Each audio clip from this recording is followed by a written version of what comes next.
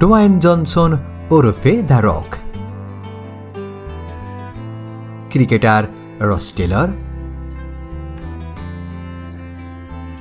তুলসী Gabbard এবং Roman range. এদের সবার মধ্যে একটি মিল রয়েছে, আর তা হল এদের সবার সামোয়ান অরিজিন। এদের কারো বাবা আবার কারো মা সামোয়ান আদিবাসী। আজকের ভিডিওতে আমরা এই সামোয়ানদের সম্পর্কে জানব। কিলকিটি খেলাটি সামোয়ানদের মধ্যে বেশ জনপ্রিয়।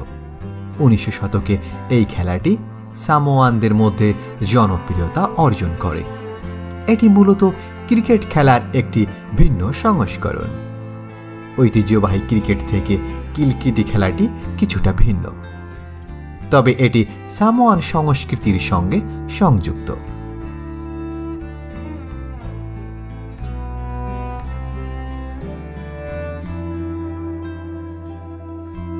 সামোয়ানরা প্রশান্ত মহাসাগরের পলিনেশিয়া অঞ্চলের আদিবাসিন্দা এবং তাদের সংস্কৃতি, ইতিহাস এবং ঐতিহ্যের জন্য সুপরিচিত। সামোয়াকে বলা হয় ফাতু ও মাউলি ও পলিনেশিয়া, যার অর্থ পলিনেশিয়ার হৃদয়। সামোয়া মূলত দুটি প্রধান দ্বীপ, উপলু এবং সাবাহি, এবং বেশ কয়েকটি ছোট দ্বীপ নিয়ে গঠিত। সামোয়ান শব্দের অর্থ পবিত্র কেন্দ্র, যা তাদের ধর্মীয় বিশ্বাস এবং সামাজিক বন্ধনের প্রতীক। সামোয়ান ভাষার নাম গাগানা সামোয়া, যা পলিনেশীয় ভাষাগোষ্ঠীর অন্তর্গত।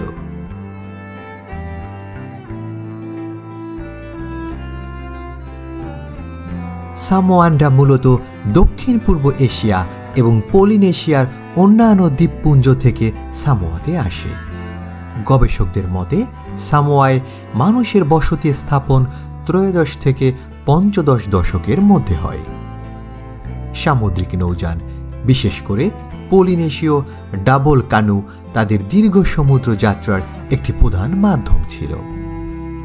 তারা দ্বীপে বসতি স্থাপনের পর সমুদ্র ও ভূমির প্রাকৃতিক সম্পদ ব্যবহার করে জীবিকা নির্বাহ শুরু করে। তাদের সামাজিক ও রাজনৈতিক কাঠামো এই সময় গড়ে ওঠে।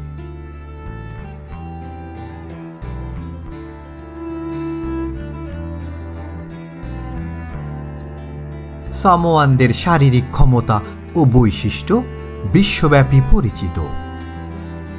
তাদের দেহে থাকা CREBRF জিন অতিরিক্ত শক্তি সংরক্ষণে সহায়তা করে, যা অতীতে টিকে থাকার জন্য গুরুত্বপূর্ণ ছিল।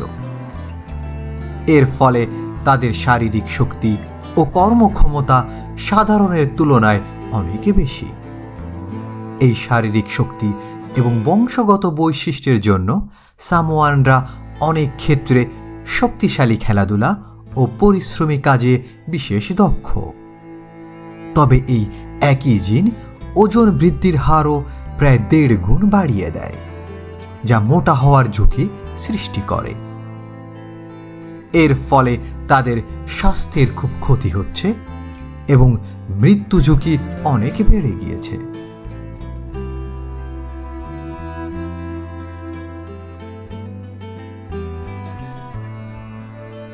ট্যাটু সামোয়ান সংস্কৃতির একটি অন্যতম গুরুত্বপূর্ণ বৈশিষ্ট্য। সামোয়ান পুরুষদের যে ট্যাটু আঁকা হয় তাকে পেয়া বলা হয় এবং নারীদের ট্যাটুকে বলা হয় মালুও। পেয়া পুরুষদের জন্য সাহস, শক্তি এবং তাদের সামাজিক অবস্থানের প্রতীক, আর মালুও নারীদের জন্য কোমলতা এবং দায়িত্বের প্রতীক। পেয়া সাধারণত কোমর থেকে হাঁটু পর্যন্ত আঁকা হয় এবং এটি সম্পূর্ণ করতে কয়েকদিন বা সপ্তাহ লাগতে পারে।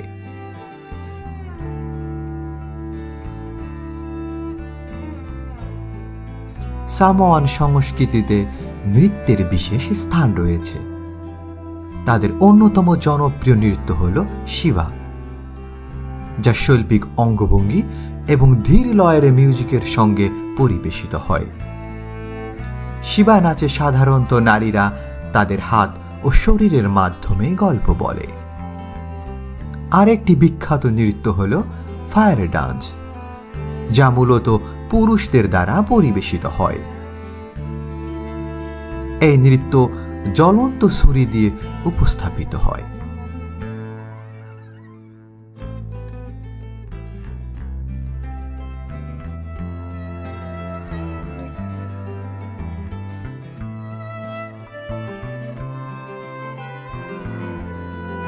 সামোয়ায় বসবাস শুরু করার পর সামোয়ানরা শিকার ও কৃষিকাজকে জীবিকার প্রধান উৎস হিসেবে গ্রহণ করে।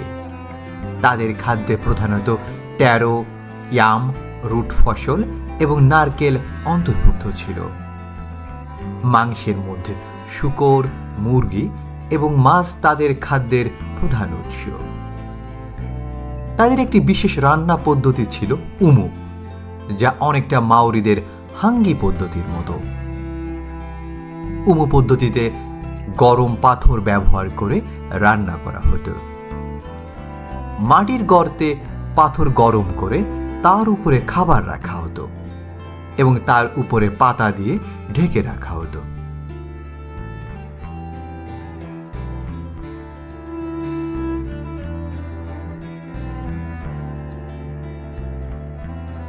সামোয়ান ধর্ম মূলত প্রকৃতি এবং পূর্বপুরুষদের প্রতি গভীর বিশ্বাসের উপর ভিত্তি করে গড়ে উঠেছিল।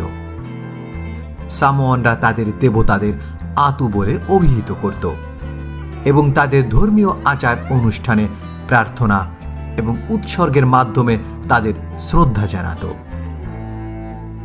তাদের প্রধান দেবতা ছিলেন টাকালোয়া, যাকে সৃষ্টিকর্তা হিসেবে বিবেচনা করা হতো। তবে মিশনারিদের আগমনের সঙ্গে সঙ্গে খ্রিস্ট ধর্ম সামোয়ান সমাজে প্রবেশ করে এবং বর্তমানে এটিই তাদের প্রধান ধর্ম।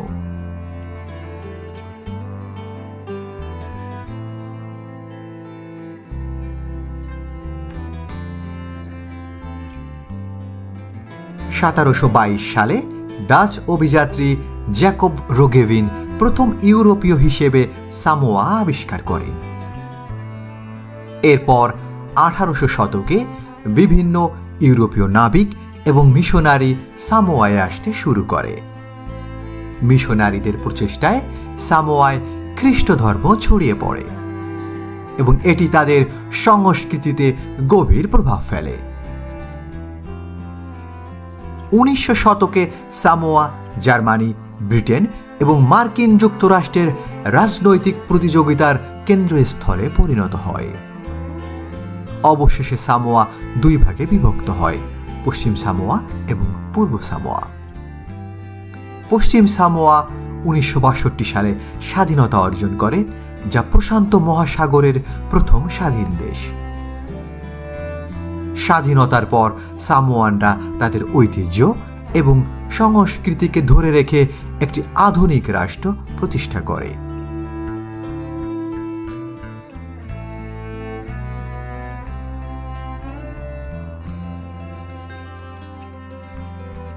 ইতিহাসে সামোয়ানদের মধ্যে নর মাংস খাওয়ার প্রসঙ্গ উত্থাপিত হয়েছে, যদিও এটি অত্যন্ত বিরল ছিল। এটি সাধারণত শত্রুদের প্রতি প্রতিশোধ নেওয়ার একটি প্রতীকী প্রথা ছিল।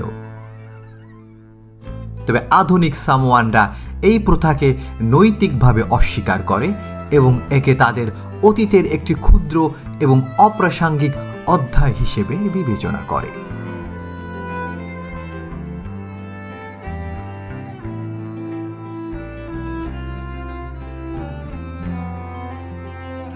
বর্তমানে সামোয়ানরা পলিনেশিয়া অঞ্চলের একটি বৃহৎ এবং গুরুত্বপূর্ণ জাতিগোষ্ঠী।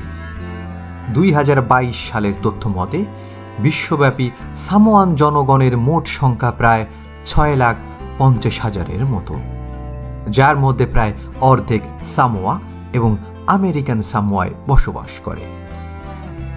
সামোয়ানরা তাদের ঐতিহ্য, ভাষা এবং সংস্কৃতিকে ধরে রেখে আধুনিক বিশ্বে গুরুত্বপূর্ণ ভূমিকা পালন করছে।